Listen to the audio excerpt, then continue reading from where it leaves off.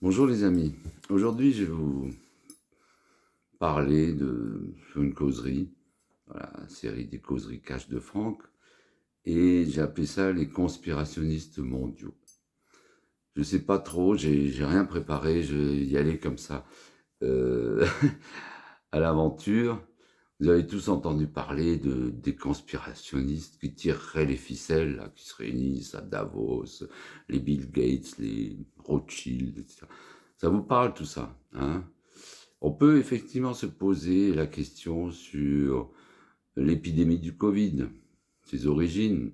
Est-ce un pangolin sur le marché de Wuhan? Est-ce quelque chose d'orchestré? Est-ce que tous ces dirigeants se sont mis d'accord pour aller balancer un virus pour que le monde entier puisse être, comment dirais-je, bloqué? Parce que c'est ce qui s'est passé. Des pays entiers ont fermé leurs frontières.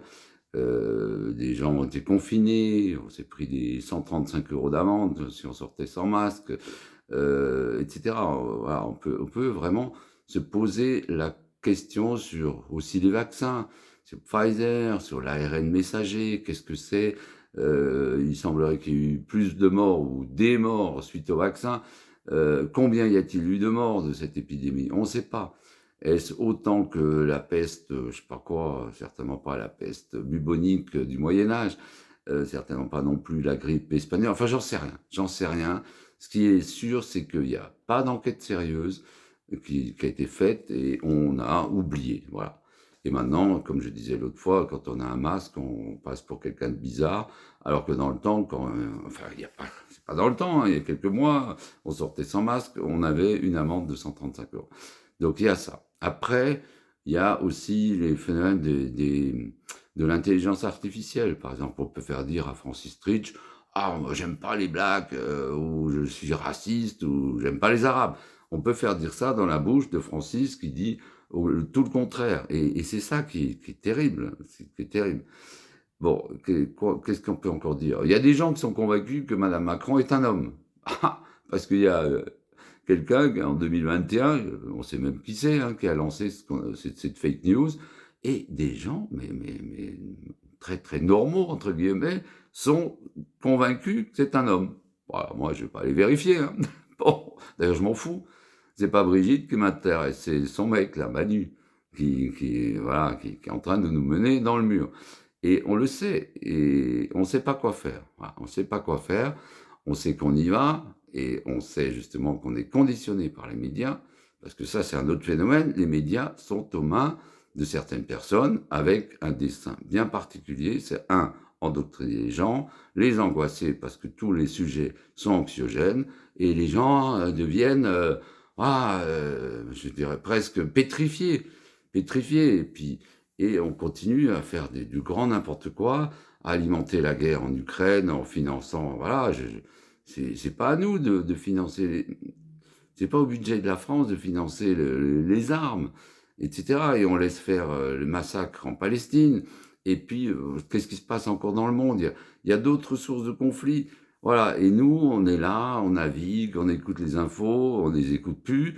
Et moi, je les écoute plus, mais je me documente quand même.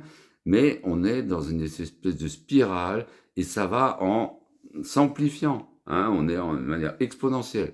Je dis pas dans le temps, mais il y a 50 ans, on n'avait pas de réseaux sociaux. On lisait un journal, hein, en Alsace, ça s'appelait l'Alsace ou le Rhin français, et puis on avait des informations peut-être objectives, enfin j'en sais rien. Mais aujourd'hui, il faut tout mettre en doute. Tout mettre en doute. On ne sait plus quoi croire, qui croire. Et disait Nietzsche, Frédéric Nietzsche, ce n'est pas le doute, mais la certitude qui rend fou. C'est-à-dire, il vaut mieux douter de tout et pas avoir une certitude. Parce que dès qu'on est certain de quelque chose, c'est là qu'on devient fou. Ça, c'est intéressant. Hein. Voilà, bon, c'est un peu décousu tout ça, mais aujourd'hui, moi, je dis quoi? Qu'est-ce qu'on peut faire? C'est simplement sortir, voir les gens, rire avec les gens, plaisanter en disant la vie est belle, hein? Le temps, bah, il pleut, mais c'est pas mauvais temps.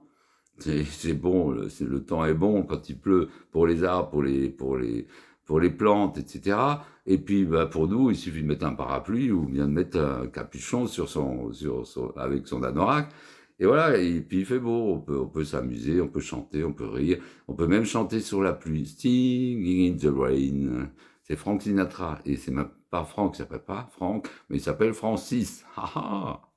Donc Franck, Francis, bon, bref. Bon, je ne sais pas si ce que je vous ai dit est intéressant. Je vais me réécouter et peut-être je vais le virer ou alors je vais mettre sur YouTube parce que moi je me